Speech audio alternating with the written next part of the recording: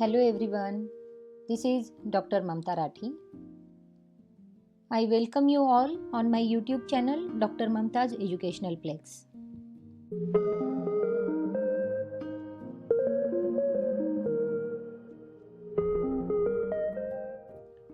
Friends, today we will discuss on our new MCQ question bank series Banking and Insurance. हाँ दोस्तों, इसके पहले हमने कई सारे सब्जेक्ट्स के MCQ टाइप क्वेश्चंस को लर्न किया है.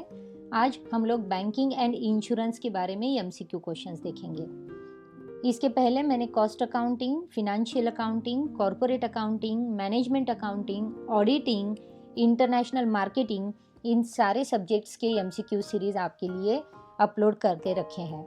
अगर आप उन सारी सीरीज़ को पढ़ना चाहते हैं तो डॉक्टर ममताज़ एजुकेशनल प्लेक्स मेरे चैनल पर आप जाकर सब्सक्राइब कर सकते हैं और उन सब वीडियोज़ को आप देख सकते हैं. So friends, in this video ये वीडियोज़ जो है वो हमारी लॉकडाउन के बाद जो होने वाली एग्ज़ाम्स है और उनमें जो पैटर्न चेंज हुआ है उसके लिए बहुत ज़्यादा हेल्पफुल साबित होंगे. तो friends, please go through this videos. Let us start with our series 1. Banking and Insurance Series 1. First question, which bank is the sponsor of प्रथम ग्रामीण बैंक? प्रथम ग्रामीण बैंक की इनमें से कौन से बैंक जो थी वो स्पॉन्सर बैंक थी? Bank of Baroda, Indian bank, Punjab national bank, syndicate bank. So option is Syndicate Bank. Syndicate Bank was the sponsor bank of Pratham Gramin Bank. So option D is the correct answer.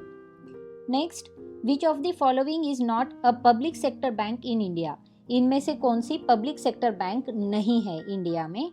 Andhra bank, federal bank, IDBI bank, Vijaya bank. So हमारा correct option है federal bank. Federal bank is not a public sector bank.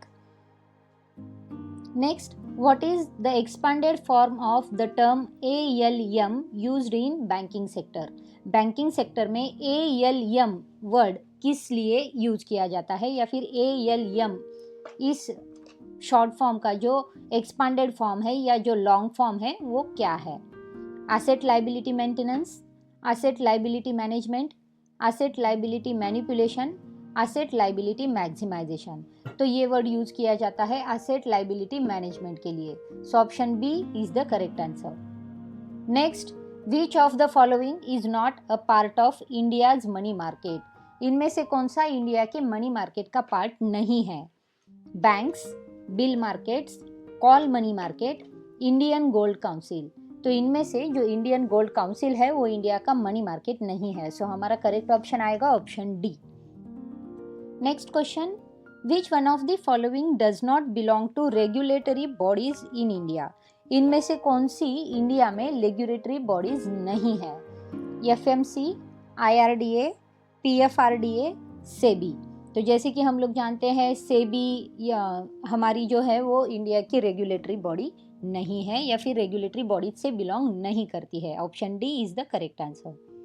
Next, which one of the following is the special drawing rights given by the International Monetary Fund to its member countries?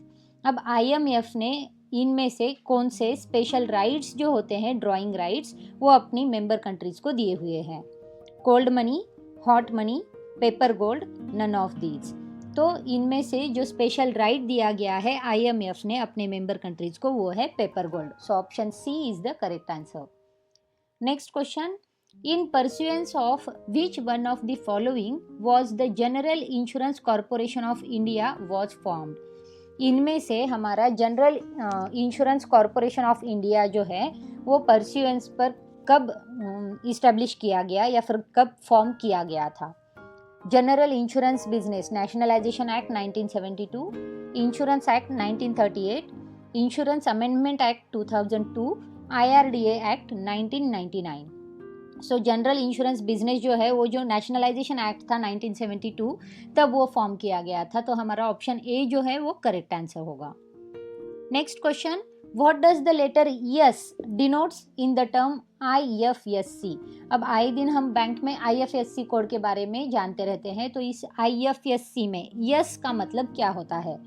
Subscriber, state, system, source. तो IFSC का जो yes belong करता है वो system से belong करता है। Option C is the correct answer. Next, what is the full form of CBS? CBS का फुल फॉर्म बैंकिंग के रिलेशन में क्या होता है? Core banking solution, core banking software, core banking system, core banking service. तो हमारा option A जो है core banking solution is the correct answer. Next question, sub prime lending is a term applied to the loans made to dash। सब prime lending ये term कब use की जाती है या फिर कौन से लोन्स हम प्रोवाइड करते हैं तो उस लोन के मोड के लिए ये वाली जो सब प्राइम लेंडिंग है ये टर्म यूज की जाती है। Those borrowers who do not have a good credit history, those borrowers who have a good credit history, those borrowers who do not have a good debit history, those borrowers who have a good debit history। तो सब prime lending ये term जो use की जाती है वो उन borrowers के लिए यूज़ की जाती है जिनकी हिस्ट्री जो है वो अच्छी नहीं होती है। तो फिर हमारा जो ऑप्शन ए है those borrowers who do not have a good credit history वो करेक्ट आंसर होगा। Next question, which among the following is the act of taking on a risk for a fee? इनमें से कौन सी risk for a fees की act है? Guide wire, initial public offering, predictive analysis, underwriting. तो इनमें से जो हमारी act of taking on risk है वो है underwriting. Option D is the correct answer. Next, which among the following is called the rate of interest charged by RBI for lending money to various commercial banks by rediscounting the bills of India? अब इनमें से जो RBI दूसरे अपने commercial banks को जो money provide करती है या मनी लेंड करती है या रीडिस्काउंट करती है बिल्स इंडिया के तहत, तो उसके ऊपर जो रेट ऑफ इंटरेस्ट चार्ज किया जाता है उस रेट ऑफ इंटरेस्ट को क्या कहा जाता है? Options are bank rate, discount window, monetary policy, overnight rate. तो वो होता है bank rate. Bank generally RBI क्या करती है कि बाकी जो कमर्शियल बैंक्स होती है उन बैंक को अमाउंट या फंड्स जो है वो प्रोवाइड करती है। अब ये जो फंड्स वो बाकी बैंक्स को प्रोवाइड करती है तो बाकी बैंक्स ये वाले फंड्स जो है वो उनकी day to day activities complete करने के लिए यूज़ करती है। अब ये जो फंड्स उनके पास यूटिलाइज हो रहा है तो वो उसका एक part as a interest RBI को प्रोवाइड करती है। सो RBI को ये जो रेट ऑफ इंटरेस्ट दिया जाता है उस रेट ऑफ इंटरेस्ट को बैंक रेट कहा जाता है। So option A is the correct answer. Next question, Which of the following are to be followed by commercial banks for risk management? Risk management के लिए कमर्शियल बैंक ने इनमें से कौन सी चीज़ों को फॉलो करना चाहिए? तो Bessel second norm, Bessel third norm, Bessel first norms, solvency second norms. तो इनमें से जो बेसेल सेकेंड नॉर्म्स है उसे फॉलो करना होगा कमर्शियल बैंक्स को रिस्क मैनेजमेंट के लिए। So option A is the correct answer. Next question, what is the full form of CRR? CRR का फुल फॉर्म क्या है? CRR कैश रिजर्व रेशो होता है। यहाँ पर ऑप्शन दिए गए हैं हमें, cash reserve rate, cash reserve ratio, cash recession ratio, core reserve rate. तो इनमें से option B cash reserve ratio जो है वो करेक्ट ऑप्शन है। Next question, what is the full form of MAT? अब MAT का फुल फॉर्म क्या है? Maximum alternate tax, minimum alternate tax, maximum alternate time, minimum alternate time. तो MAT का जो फुल फॉर्म है वो होता है minimum alternate tax. So option B is the correct answer. What is the full form of NDTL? NDTL का full form क्या है? New demand and tenure liabilities, net demand and time liabilities, national deposits and total liquidity, net demand and tax liabilities. तो NDTL का जो full form है वो है net demand and time liabilities. Option B is the correct answer. Next question, which one of the following is known as the recession occurring 2 times with a small gap in between? जब recession 2 बार आता है और दोनों recession के अंदर जो gap होता है वो बहुत ही स्मॉल होता है तो उस रिसेशन को क्या कहा जाता है या उस फेज को क्या कहा जाता है? Depreciation, deflation, double depreciation, double inflation. तो उसे कहा जाता है double depreciation. Option C is the correct answer. Next question, Basel committee on banking supervision is also known as bank for international settlements committee, banking regulation committee, financial stability board, global financial system. अब Basel committee जो थी banking supervision की, उसको किस नाम से जाना जाता है? तो bank for international settlement committee के नाम से भी उसे जाना जाता है। Option A is the correct answer. Next question, what is the full form of NAV? NAV का फुल फॉर्म क्या होता है? एनएवी का फुल फॉर्म होता है नेट एसेट वैल्यू। हमारे ऑप्शंस थे net actual value, net annual value, net asset value, net average value. So option C net asset value is the correct option. Next question, who issues commercial papers? Commercial papers कौन issue करता है? A company to a bank, banks to banks, banks to companies, company to its suppliers. अब ये जो commercial papers होते हैं वो issue करती है बैंक्स टू बैंक्स, मतलब एक बैंक दूसरे बैंक्स को इशू कर देती है, उसे कमर्शियल पेपर्स कहा जाता है। So option B banks to banks is the correct answer. Next question, what is the full form of SWIFT? SWIFT, what is the full form of SWIFT? अब SWIFT का full form क्या है? Safe window for interbank financial transactions, safe window in case of financial transactions, society for worldwide interbank financial telecommunication, safe window institute for transaction। तो SWIFT का long form जो है वो है society for world wide interbank financial telecommunications. Option C is the correct answer. Next question, which of the following is known as the concept of a standard contract to buy और sell a specified commodity at a certain date in future and at a market driven price। अब ये जो concept होती है जिसमें standard contract होता है और उस कॉन्ट्रैक्ट में बाइंग और सेलिंग किसी एक स्पेसिफाइड कमोडिटी के साथ होता है और एक सर्टेन डेट पर, यानी कि इन द फ्यूचर वो वाली चीज़ होने वाली है और मार्केट ड्राइवन प्राइस पर ही वो चीज़ होगी, तो उस कॉन्ट्रैक्ट को हम क्या कहेंगे? Forward contract, futures contract, market contract, standard contract. तो उसे हम कहेंगे फ्यूचर कॉन्ट्रैक्ट, क्योंकि ये जो एक्टिविटी है वो फ्यूचर में होने वाली है, फ्यूचर ड्राइवन प्राइसेस पे होने वाली है, मार्केट प्राइसेस पे, तो इसे हम कहेंगे future contract. Option B is the correct answer. Next question, which one of the following setup core banking infrastructure for rural banks? अब रूरल बैंक्स के लिए कौन सा सेटअप कोर बैंकिंग इंफ्रास्ट्रक्चर का होता है? IBA, NABARD, RBI, SIDBI. तो नाबार्ड के लिए जो होता है रूरल बैंक्स का सेटअप, इंफ्रास्ट्रक्चर सेटअप हमें देखने मिलता है। So option B is the correct answer. Next, which organisation provides credit history to the borrowers? Borrowers को कौन सी ऑर्गेनाइजेशन क्रेडिट हिस्ट्री प्रोवाइड करती है? CIBIL, CII, FRBI, IRDA। तो जैसे कि हमें पता है आजकल हम बहुत बार इस सिबिल के बारे में बात करते हैं, तो ये सिबिल जो इंस्टीट्यूट है या ऑर्गेनाइजेशंस होते हैं वो हमें हमारी क्रेडिट हिस्ट्री जो है वो उस क्रेडिट हिस्ट्री को बताते हैं।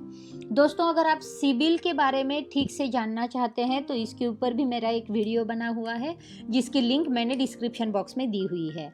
अगर आप सिबिल स्कोर कैसे पहचानें, सिबिल स्कोर कैसे एसेस करें या सिबिल स्कोर होता क्या है इसके बारे में जानना चाहते हैं तो मेरी उस वीडियो को एक बार देख लें, ताकि आपको सिबिल स्कोर के बारे में हर चीज़ का पता हो जाएगा। Next question, which one of the following organisations has been set up to facilitate connectivity between the banks switches and their ATMs and interbank payment gateway for authentication and routing the payment details of various e-transactions। अब वो कौन सी institute होती है जो set करती है हमारी जो कनेक्टिविटी की फैसिलिटीज़ होती है हमारे बैंकों के साथ, जैसे कि बैंकों के स्विचेस होते हैं, ATMs होते हैं, बैंक पेमेंट के गेटवेज होते हैं, ऑथेंटिकेशन एंड रूटीन्स होते हैं पेमेंट डिटेल्स के। तो ये सारे जो ई-कॉमर्स के ट्रांजैक्शंस होते हैं, इन ई-कॉमर्स के ट्रांजैक्शंस को कौन सी ऑर्गेनाइजेशन जो है वो सेट करती है? IBA, IDRBT, IRDA, SIDBI. तो जैसे कि हमें पता है IDRBT जो है वो सारे कनेक्शंस को सेट करती है। अब IDRBT का जो लॉन्ग फॉर्म है वो लॉन्ग फॉर्म है institute for development and research in banking technology. तो बैंकों में जो टेक्नोलॉजी आती है उस टेक्नोलॉजी में जो रिसर्च होता है या डेवलपमेंट होता है वो सारी चीज़ें ये ऑर्गेनाइजेशन देखती है।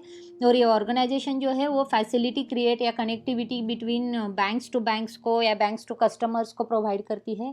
So IDRBT is the organization who provides all these setup to the borrowers or to the banks or to the customers. So option B is the correct answer.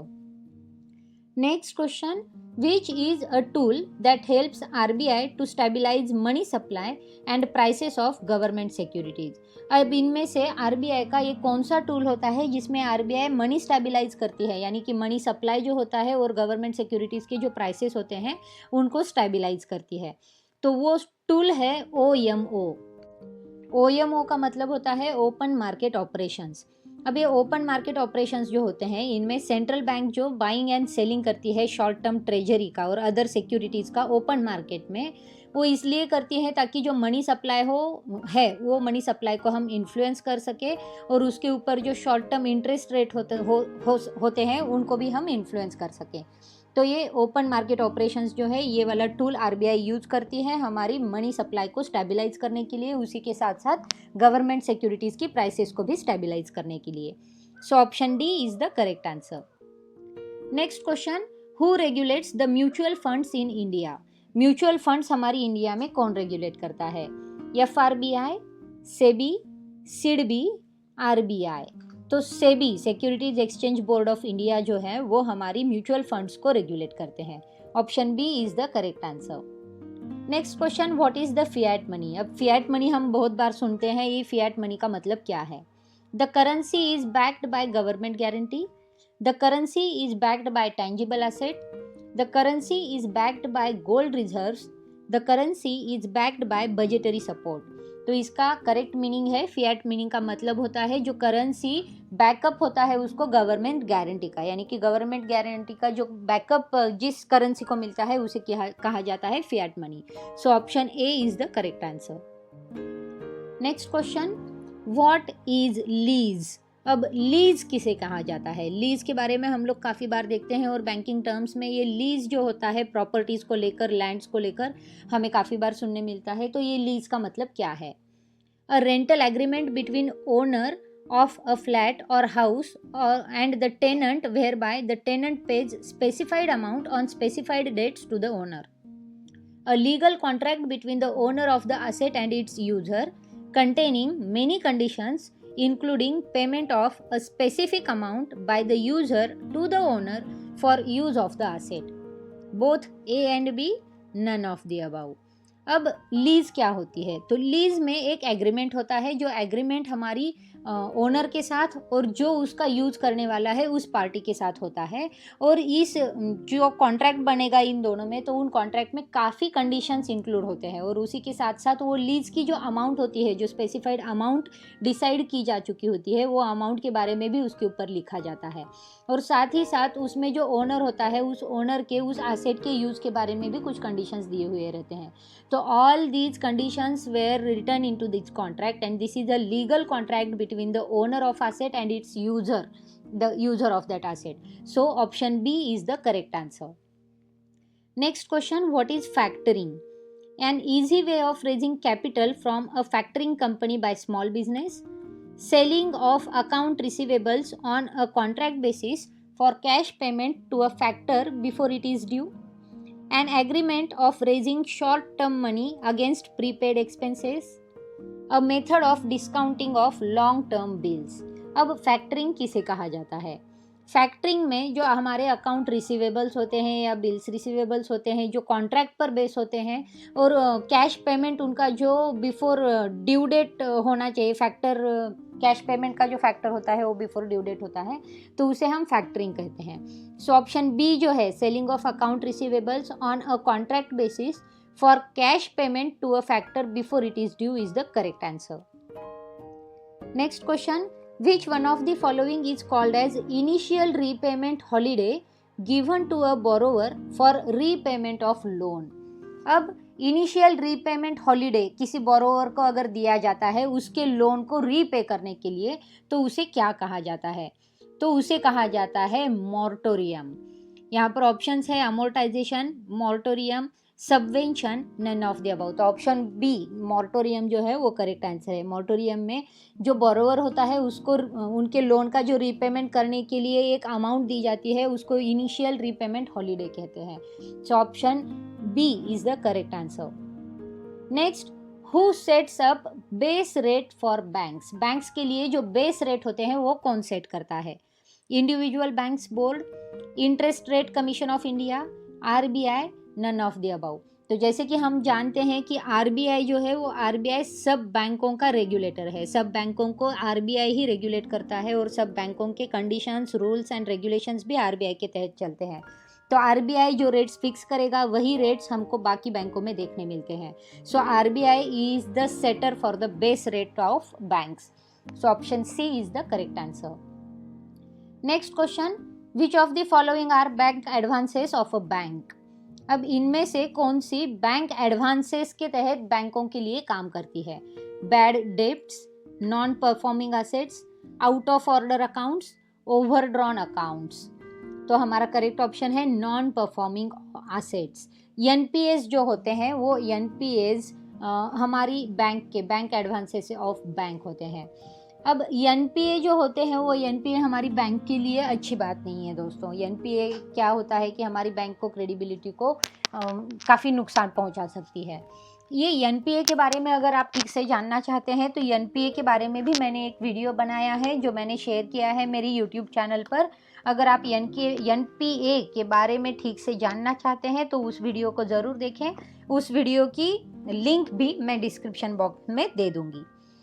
Next question, Which of the following are benefited through the reserve mortgage scheme? अब इनमें से reserve mortgage scheme का benefit कब होगा या फिर कौन सी बेनिफिशियल थिंग है? Government employees, minors, senior citizens, all of the above. तो सीनियर सिटीजन्स जो है वो हमारा करेक्ट आंसर होगा, ऑप्शन सी।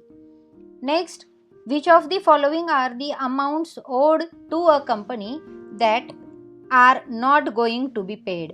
अब इनमें से कौन सी अमाउंट ओन होती है कंपनी की जो वो पेड नहीं कर सकते? Bad debts, non performing assets, out of order accounts, overdrawn accounts. तो जो मनी हमने ली है वो अगर हम पे नहीं कर सकते तो कंपनी के लिए वो बैड डेब्ट्स हो जाती है। कंपनी ने वो ओ की गई मनी है, तो option a bad debts is the correct answer. Next, whom with primary dealers deal in both primary and secondary markets? अब प्राइमरी और सेकेंडरी मार्केट्स में प्राइमरी डीलर्स किसके साथ डील करते हैं या फिर वो कौन से मार्केट में डील होता है? तो corporate bonds, debentures, equities, government securities. तो government securities primary dealers deal में प्राइमरी और सेकेंडरी मार्केट्स दोनों में डील करती है। So option D is the correct answer. Next question, what will be the impact if Reserve Bank of India reduces the bank rate by 1%? अगर हमारी RBI हमारे bank rate को 1% से रिड्यूस कर देंगी तो उसका इम्पैक्ट क्या होगा? Less liquidity in the market, more liquidity in the market, no change in the market liquidity, mobilization of more deposits by commercial banks. तो जैसे ही बैंक अपने जो रेट है वो 1% से कम कर देगी, रिड्यूस कर देगी, तो मार्केट में लिक्विडिटी बढ़ जाएगी क्योंकि लोग ज़्यादा बोरो करेंगे, लोन के लिए अप्लाई करेंगे, इंटरेस्ट रेट कम हो रहे हैं। सो इसका मतलब होगा कि हमारे मार्केट में जो कोई फ्लो है वो लिक्विडिटी फ्लो है कैश का, वो लिक्विडिटी फ्लो बढ़ जाएगा। So option B is the correct answer. Next, what is the full form of IRR? IRR का फुल फॉर्म क्या होता है? Internal rate of return, internal reserve ratio, internal rate of ratio, internal recession rate. तो IRR का full form है internal rate of return. Option A is the correct answer. Which among the following made the initial contribution for setting up financial inclusion fund and financial inclusion technology fund? अब financial inclusion fund और financial inclusion technology fund को set करने के लिए सबसे पहला initial contribution इनमें से किसने लिया था? Government of India, NABARD and RBI, NABARD, UTI and RBI, SIDBI, government of India and IDBI bank, SIDBI, NABARD and UTI bank. तो इनमें से government of India, NABARD and RBI ने वो जो इनिशियल कंट्रीब्यूशन होता है वो इनिशियल कंट्रीब्यूशन किया था। Option A is the correct answer. Next, which one of the following is known as the real return to the investor getting reduced due to sudden rise in the prices of the commodities? अब इनमें से real return कब माना जाता है? जब investors जो होते हैं उनको सडन रिस्क के वजह से जो कमोडिटीज़ के प्राइसेस होते हैं वो रिड्यूस रेट में मिलते हैं, तो उसे कहा जाता है मार्केट रिस्क। क्योंकि मार्केट रिस्क को हमारी जो कोई इन्वेस्टर्स हैं उनको इन्वेस्टर्स को वो रिस्क बियर करनी होती है। So cost risk, demand risk, market risk and systematic risk were our options.